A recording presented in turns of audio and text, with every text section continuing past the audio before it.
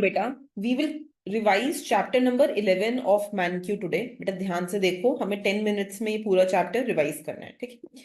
So this chapter by Mankiw on chapter, जो chapter number 11 है, वो कुछ की कॉन्सेप्ट्स पे फोकस करता है। द फर्स्ट की कॉन्सेप्ट इज एक्सक्लूडेबिलिटी। बेटा एक्सक्लूडेबिलिटी माने क्या हम किसी इंडिविजुअल को गुड यूज करने से एक्सक्लूड कर सकते हैं या नहीं कर सकते हैं। So for example, I can go ahead and I can exclude someone from eating a pizza because pizza के ऊपर एक प्राइस लगा हुआ है।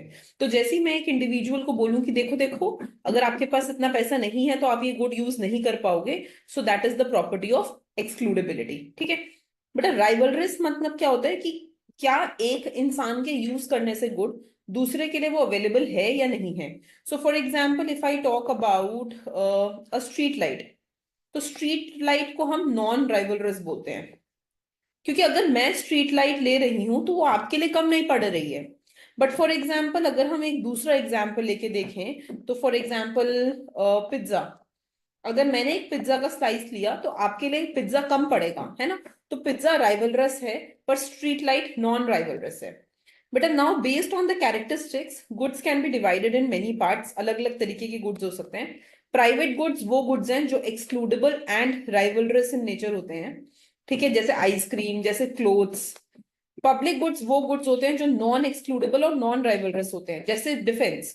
अब अगर मैं डिफेंस यूज कर रही हूं तो आपके लिए डिफेंस कम तो नहीं हो जाएगा, तो वो नॉन राइवलरस है।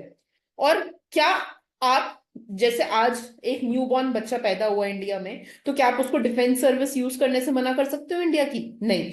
तो वो नॉन एक्सक्लूडेबल भी, आप किसी को एक्सक्लूड नहीं कर सकते हो, तो ये एक पब्लिक गुड हो जाता है। कॉमन रिसोर्सेज, बेटा कॉमन रिसोर्सेज वो रिसोर्सेज होते हैं जो नॉन एक्सक्लूडेबल बट राइवलरस होते हैं, जैसे फॉर एग्जांपल फिश। अब अगर आपने एक सी से फिश ले ली तो दूसरे के लिए एक फिश कम पड़ेगी, तो वो राइवलरस है। बट क्या आप किसी को भी रोक सकते हो फिशिंग करने से? नहीं। तो वो नॉन एक्सक्लूडेबल है। बेटा लास्ट है club goods, excludable but non rivalries. Excludable क्यों है?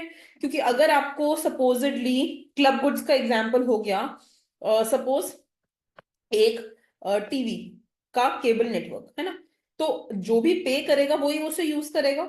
बट वो नॉन राइवलरस भी है, माने अगर मैं बैठ के टीवी देख रही हूँ तो आपके लिए वो प्रोग्राम कम नहीं हो जाएगा, आप भी उतना ही प्रोग्राम देख सकते हो। तो ये क्लब गुड हो गया, excludable but non rivalries in nature, ठीक है। बेटा पब्लिक गुड्स कौन से गुड्स होते हैं, मैंने अभी आपको समझा दिए। पब्लिक गुड्स वो गुड्स हो जाते हैं जो non rivalries plus non excludable goods होते हैं। जो goods non rivalries plus non excludable goods होते हैं उनको हम पब्लिक गुड्स बोल देते हैं, जैसे नेशनल डिफेंस, ठीक है। बेटा पब्लिक गुड्स के साथ एक बहुत बड़ा इशू ये है कि वो जो हैं वो फ्री राइडर प्रॉब्लम के साथ आते हैं। फ्री राइडर प्रॉब्लम क्या प्रॉब्लम है कि उसके लिए कोई भी पैसा नहीं देना चाहता और सब उसको फ्री में यूज करना चाहते हैं। जैसे फॉर एग्जाम्पल, अगर गवर्नमेंट ने बोला कि हम यहाँ पे एक स्ट्रीट लाइट लगा रहे हैं, अब आपको पता है जब ये स्ट्रीट लाइट लग जाएगी तो सब इसका यूज कर पाएंगे, चाहे आपने इसके लिए पैसा दिया हो या ना दिया हो। तो आप क्या चाहोगे कि मैं इसके लिए पैसा भी ना दूं और मैं इसे फ्री में यूज भी कर लूं, यही चाहोगे। तो बेटा when you take the benefit of the good but don't pay for it, आप एक चीज का बेनिफिट तो ले रहे हो बट आप उसके लिए पे नहीं कर रहे हो, that is called as free rider problem. So free rider problem क्या हो जाती है? When you go ahead and, लिख लो कहीं पे, when you take benefit of good but don't pay for it। जब हम ऐसा करते हैं तो वो एक फ्री राइडर प्रॉब्लम कहलाती है। बेटा अब हमें इस चीज को समझना पड़ेगा पब्लिक गुड से रिलेटेड कि पब्लिक गुड्स में बहुत सारी प्रॉब्लम्स आ जाती हैं। जैसे सबसे इंपॉर्टेंट है कॉस्ट बेनिफिट एनालिसिस, जिसको हमें एनालाइज करना बहुत ही मुश्किल है ना। कॉस्ट बेनिफिट एनालिसिस क्या करता है? कॉस्ट बेनिफिट एनालिसिस कंपेयर करता है कि जैसे हमने एक कार खरीदी, तो ये कार की क्या कॉस्ट रही होगी, कितने में खरीदी, और एक कार खरीद के आपको बहुत सारी आसानी हो जाएगी, आप इजीली ट्रांसपोर्ट कर सकते हो, आपकी मेट्रो तक जाने की कॉस्ट बचेगी, आपका थोड़ा टाइम भी बचेगा, आपको कंफर्ट भी मिलेगा, तो इसके बहुत सारे बेनिफिट्स होंगे। तो जब हम कॉस्ट और बेनिफिट को कंपेयर करते हैं तो उसको कॉस्ट बेनिफिट एनालिसिस कहते हैं, ठीक है। बेटा पब्लिक गुड में कॉस्ट बेनिफिट एनालिसिस करना बहुत ही मुश्किल है, क्योंकि अगर मुझे एक हाईवे बनाना है तो मुझे नहीं पता कि इसका इट्स नॉट वेरी इजी कि हम इसका कॉस्ट बेनिफिट एनालिसिस कैसे करेंगे, क्योंकि बेसिकली कुछ लोग इसका सही बेनिफिट नहीं बताएंगे। उन्हें लगेगा कि अरे इस हाईवे के लिए अगर गवर्नमेंट ने हमसे पैसा ले लिया तो वो क्या करेंगे, जितना उन्हें बेनिफिट मिल रहा होगा वो उससे कम बेनिफिट बताएंगे, है ना। तो there will be an understatement of the benefit that people will say, समझ रहे हो। तो सबको तो वो फ्री में चाहिए, और क्योंकि फ्री में चाहिए तो वो बोलेंगे अरे हमें तो कोई बेनिफिट ही नहीं मिल रहा। तो कॉस्ट बेनिफिट एनालिसिस करना फ्री गुड्स के लिए बहुत ही मुश्किल हो जाता है पब्लिक गुड्स के लिए। बेटा नेक्स्ट हम बात करते हैं कॉमन रिसोर्सेज की। तो कॉमन रिसोर्सेज हमने ऑलरेडी एक एग्जांपल दिया, जैसे फिशिंग इन द सी, उसे एक कॉमन रिसोर्स बोला जाता है। कॉमन रिसोर्सेज के साथ एक प्रॉब्लम है जिसे बोला जाता है tragedy of Commons. Tragedy of Commons basically ये प्रॉब्लम है कि इंडिविजुअल्स कॉमन रिसोर्सेज को ओवर यूज करते हैं। अब जब इंडिविजुअल्स को रियलाइज होता है कि अरे फिशेस जो हैं ओशन में उस पे किसी का कंट्रोल तो है नहीं, ठीक है, तो सब लोग क्या करते हैं, ओवर फिशिंग करने की कोशिश करते हैं, ठीक है। तो क्योंकि लोग ओवर फिशिंग करते हैं तो उसी को हम बोल देते हैं ट्रेजेडी ऑफ कॉमन, मान ले कॉमन्स का ओवर यूटिलाइजेशन हम कर रहे हैं। बट कॉमन्स को गवर्नमेंट कुछ सॉल्यूशंस के साथ सॉल्व कर सकती है।